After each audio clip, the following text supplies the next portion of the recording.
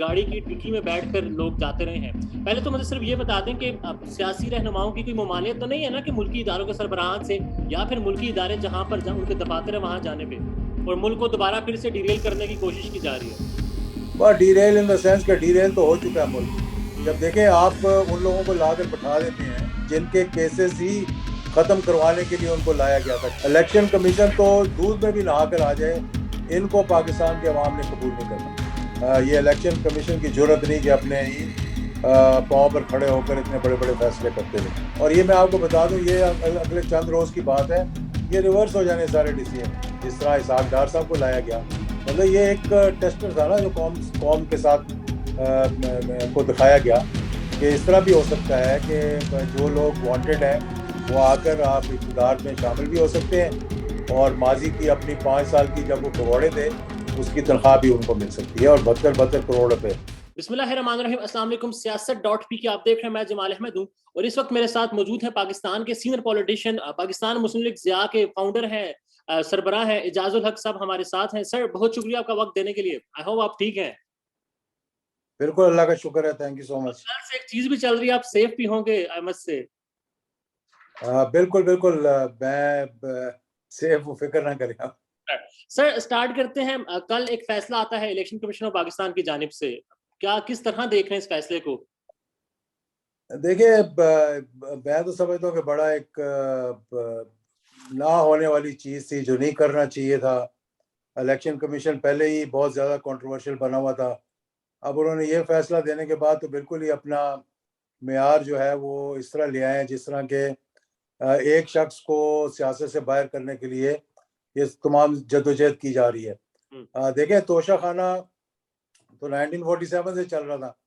तोशा खाना में जनाब आसिफ अली जरदारी साहब, नवाज शरीफ साहब, जुनेजो साहब, उसके बाद जो भी वजीर आजम आए, पाकिस्तान के जो सदूर आए, सबके बैरूनी दौरे थे, सबको तोहफे तहफ दिए गए। कुछ लोगों ने उनको जमा करवाया और पैसे दे के लिया। कई लोग जो है वो बाहर बाहर से अपने घरों को ले गए, तो बड़ी बड़ी गाड़ियां ली। तो क्या तोशा खाना में सिर्फ इमरान खान साहब के पीछे लगना था? आपने बाकियों को माफ कर देना, जैसे कि फॉरेन फंडिंग केस है, अब उसका भी फैसला आ जाएगा।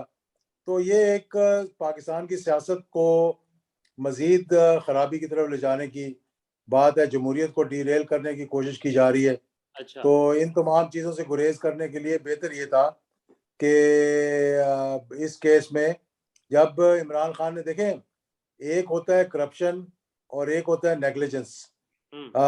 करप्शन करप्शन है, करप्शन तो आप सारे दुनिया में देख रहे हैं। और अगर आप देखें करप्शन, तो करप्शन का मैं आपको हवाला दे देता हूँ कि बैरून मुल्क लोगों के स्विट्जरलैंड में अकाउंट्स पकड़े गए। जब पकड़े गए और वो डिक्लेयर हो गए कि $60 मिलियन पड़ा हुआ है, ये तो टिप ऑफ द आइसबर्ग है। अच्छा। यानी ये सिर्फ टिप है जो जो कि बाहर लूटा हुआ पैसा, दौलत बाहर रखी। फिर करप्शन क्या थी कि सरे माल है, वो आपने कहा मेरा नहीं है, फिर आपने कहा मेरा है। अच्छा, उसके बाद फिर आपने उसको ले भी लिया। क्या उसकी मनी ट्रेल आपने दी या किसी ने पूछा आपको? जब अदालतों ने उस एनआरओ को वॉइड अबनिशिया डिक्लेयर कर दिया था, यानी कलअदम करार दे दिया था, तो क्या उनको नहीं चाहिए था पाकिस्तान की अदालतों को कि इसकी मनी ट्रेल लेते? क्या उनका उनका हक नहीं बनता था कि वो पूछते कि जी हमने तो इसको कलअदम करार दे दिया है, तो वो $60 मिलियन कहाँ गया, वो सरे माल के बेचने के पैसे कहाँ गए? और फिर वो जो हजारों की तादाद में जो रजिस्टर थे उठाकर गाड़ियों में रखकर लंदन के सफारत खाने में ले जाए गए, कोई जवाब दे नहीं है उसका कि कोई नहीं पूछेगा कहाँ गया। यहाँ पर एक घड़ी को लेकर, मतलब एक छोटी सी वायलेशन को पकड़कर आप एक शख्स को नाअहल करार दे रहे हैं जो कि पाकिस्तान की सबसे बड़ी पॉपुलर पार्टी है, उसके एक पॉपुलिस्ट लीडर को आप कह रहे हैं कि ये इलेक्शन नहीं लड़ सकता, लेकिन कल जितने भी जितने चोर इकट्ठे हुए हुए हैं वो सब के सब इलेक्शन लड़ सकते हैं। कल जितने भी लोगों से बात की जो आईनो कानून के माहिरीन हैं, वो ये कहते थे कि ऐसा नहीं हो सकता। फिर जब आम लोगों से बात की तो उन्होंने भी यही सवाल उठाया कि why Imran Khan, why just Imran Khan. तो अभी आपने भी यही बात की, तो आपको क्या लगता है अभी सिर्फ इमरान खान ही क्यों, जबकि हम ये देखते हैं कि फैसला जो है 19 सितंबर को लिख दिया गया था, सुनाया कल गया है, बीच में ज़िमनी इंतखाब भी आए हैं। तो अगर वाकई 19 तारीख को नाअहल कर दिया गया था तो फिर मुल्क का इतना पैसा क्यों जाया किया गया, इंतखाब लड़ने क्यों दिया गया? यही तो सवाल है जो सारा पाकिस्तान के 22 करोड़ अवाम पूछ रहे हैं ये इसका जवाब नहीं मिल रहा कि ये इलेक्शन कमीशन से वो पूछ रहे हैं कि जब एक दफा आपने इलेक्शन लड़ने की इजाजत दे दी, जब इलेक्शन लड़ लिया और फिर कहा जी कि ये इलेक्शन नहीं लड़ सकते थे क्योंकि इनका इस्तीफा भी कबूल नहीं हुआ था, तो ये एक पाकिस्तान के अवाम के साथ एक मजाक किया जा रहा है। इलेक्शन कमीशन को जानबूझकर जो जमहूरी अदारे हैं उनको बदनाम किया जा रहा है ताकि लोग जो है मुतनफर हो जाए जमहूरियत से। अच्छा, और मुल्क को दोबारा फिर से डिरेल करने की कोशिश की जा रही है। बस डीरेल इन द सेंस के डीरेल तो हो चुका है मुल्क। जब हम्म, देखें आप उन लोगों को लाकर बैठा देते हैं, माजरत के साथ मैं कह रहा हूँ, किसी के मतलब डायरेक्ट पर्सनल अटैक नहीं है, कि जिनके केसेस ही खत्म करवाने के लिए उनको लाया गया था। क्या ये की एग्रीमेंट था? क्या ये NRO 2 था? हमें तो मालूम नहीं है। हम कहेंगे तो फिर मतलब वो बुरा लगता है लोगों को कि ये ऐसी बात क्यों कर रहे हैं। इमरान खान ने जो नैरेटिव बिल्ड कर दिया ना, हम्म, अब आप उसके खिलाफ जो चीज भी लाए पाकिस्तान के अवाम ने कबूल नहीं करनी। इलेक्शन कमीशन तो दूध में भी नहा कर आ जाए, तो मौजूदा इलेक्शन कमीशन के जो मेंबरान हैं इनको पाकिस्तान के अवाम ने कबूल नहीं करना। सर NRO 2 अगर मिसाल के तौर पर ये है, सब कुछ केसेस माफ होना और सारा कुछ, तो कल के फैसले के बाद आप समझते हैं कि NRO 2 मुकम्मल हो गए, या फिर अगर एग्रीमेंट था, अगर था, तो वो भी मुकम्मल हो चुका है? नहीं, अभी होना है उसमें, अभी नवाज शरीफ को वापस लाना है, उसके केसेस को खत्म करना है। चाहे अभी करें चाहे सितंबर में करें, जब सितंबर नेक्स्ट ईयर यानी 2023 में जब चेंज ऑफ कमांड आ जाएगी कहीं और, जो आ रही है अगले साल सितंबर में, तो उसके बाद कर देंगे। मुझे तो लगता है कि अभी अगले 2-3 हफ्ते में ये सर फैसला भी आ सितंबर जाएगा। 2023 में चेंज ऑफ कमांड है या इस साल है? वो चेंज ऑफ कमांड कोई एक जगह तो नहीं होती, इंस्टीट्यूशन और भी हैं। जरा गौर करें कि और कौन कौन से इंस्टीट्यूशन है पाकिस्तान में। अच्छा, मतलब ये सारे मामलात अभी चलेंगे यानी कि? जी जी, अभी चलेंगे ये, अभी और बहुत तमाशे लगेंगे। और मैं समझता हूँ कि एक बात का क्रेडिट मैं देता हूँ, बावजूद इसके कि पूरी कोशिश की जा रही है मामला खराब करने की, कि 17 जुलाई और 16 अक्टूबर वाले इलेक्शंस में कोई मुदाखलत नहीं हुई। इसका क्रेडिट जो है वो एस्टेब्लिशमेंट को देना चाहिए, जिन्होंने फ्री एंड फेयर इलेक्शंस करवाने की और सियासत से दूर रहने की बात की थी। इलेक्शंस तक तो वो सियासत से दूर रहे हैं, लेकिन उसके बाद ये जो मामलात हो रहे हैं, ये इलेक्शन कमीशन की जरूरत नहीं कि अपने ही पाँव पर खड़े होकर इतने बड़े बड़े फैसले करते जाएं। तो वो एक बात कहते हैं कि हाथी का पाँव जो है सबसे भारी है, तो यही वाला मामला है यहाँ पर भी इलेक्शन कमीशन वाली बात पर। वो हाथी देखिए, हाथी के पाँव की बात क्या करनी है, देखिए सबके सामने है जो कुछ भी है। और ये मैं आपको बता दूं, ये अगले चंद रोज की बात है, ये रिवर्स हो जाने सारे डिसीजन। और एक अच्छा। और भी बात आपको बता दूं, ये जो बगले बजा रहे हैं कि हमारे केसेस खत्म हो गए और मकसूद चपरासी फारग हो गया और फलूदे वाला फारग हो गया और कुल्फी वाला फारग हो गया और रिक्शे वाला फारग हो गया, सब केसेस खुलेंगे। ये आज मेरी बात आप नोट कर लें, सब केसेस खुलेंगे, इनको सबको जवाब देना पड़ेगा। मतलब जो नैब तरमीम की है वो सारी रिवर्स हो सकती है फिर तो? सर ये प्लान जब तक मुकम्मल नहीं होगा तो फायदा तो कुछ ना हुआ फिर। फायदा तो होना भी नहीं है। फायदा कैसे हो सकता है जब आप ऐसे लोगों को लाकर बैठा देंगे जिनकी कन्विक्शन हो रही थी जिस दिन हलफ दिए जा रहे थे, चाहे वो बाप हो, चाहे वो बेटा हो, चाहे वो बेटी हो, चाहे वो कोई भी हो। यानी ये पाकिस्तान है, 22 करोड़ अवाम का मुल्क है, चंद शख्सियात हैं जो कि इस मुल्क के तकदीर के साथ खेलेंगी। ये किसी को भी मंजूर नहीं है। सर लाने वालों को नहीं एहसास था जो फिर लेकर आए हैं बकौल आपके? मैं तो किसी का नहीं कह रहा कि कौन लेकर आया है, मैं ये कह रहा हूँ कि कैसे लेकर आए हैं और क्यों लेकर आए हैं। हम्म। क्या वजूहात थी जिसकी वजह से लेकर आए हैं। और आपको क्या लगता है क्या वजूहात थी, और या लाने का आगाज कहाँ से हुआ था?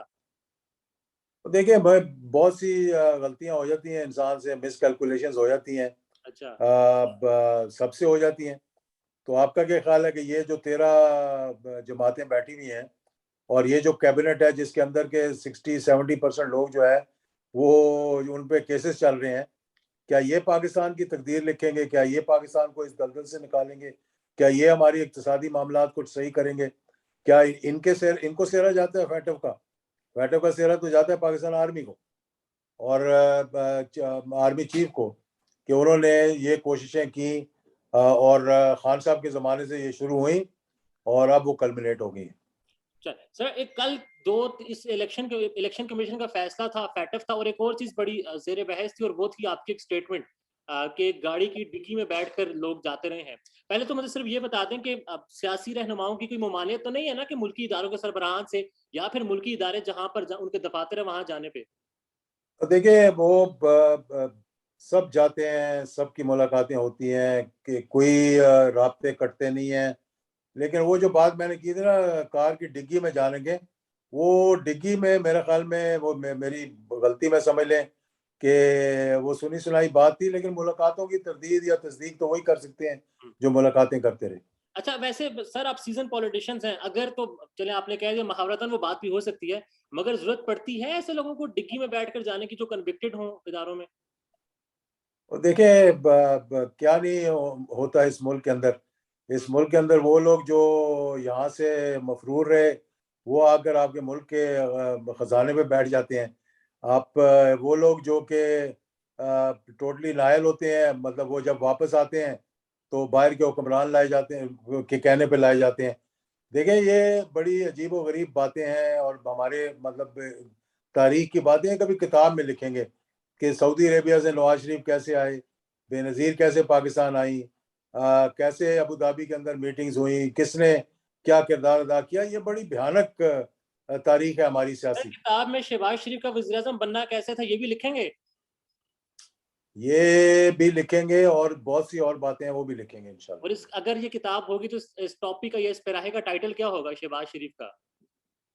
देखिए वो किताब अभी पता नहीं छपेगी या फिर कुछ अरसे के बाद छपेगी।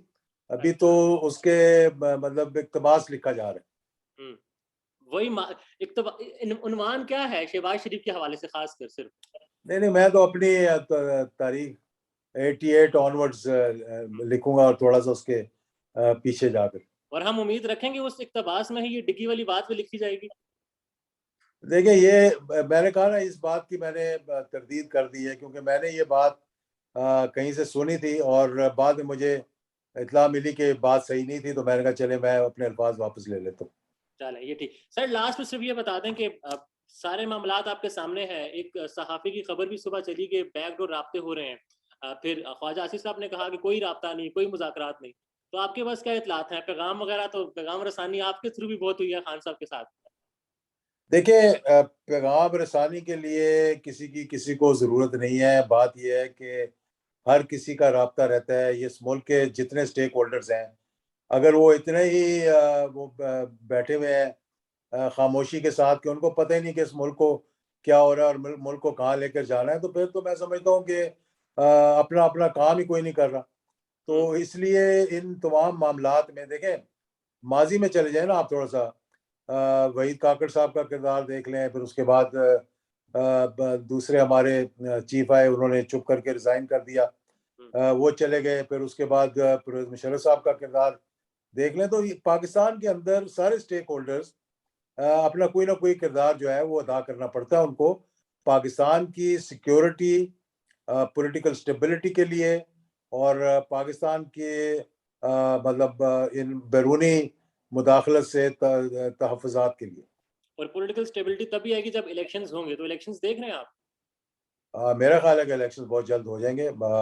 इसमें मैं चाह ये रहा था कि अगर बाजवा साहब ने कल ऐलान किया है कि वो जा रहे हैं तो 29 तारीख को, तो उससे पहले मैं समझता हूँ कि एक अच्छी लेगेसी अगर वो छोड़कर जाना चाहते हैं तो उन्हें चाहिए कि मौजूदा हुकूमत के साथ जिस तरह राहील शरीफ साहब ने अपना किरदार अदा किया था धरना ख़त्म करवाने के लिए, हुँ। तो मौजूदा पोलराइजेशन और डिस्टेबिलिटी और इख्तलाफात को दूर करने के लिए उन्हें चाहिए कि अपना किरदार अदा करें और जुडिशरी को भी चाहिए कि अपना किरदार अदा करें। और नवाज शरीफ जिस तरह आपने पहले कहा कि 2023 में वापस आएँगे और तब भी एक अहम कमांड की तब्दीली भी होनी है, तो तब तक इलेक्शंस कैसे होगा सर ये सारा कुछ?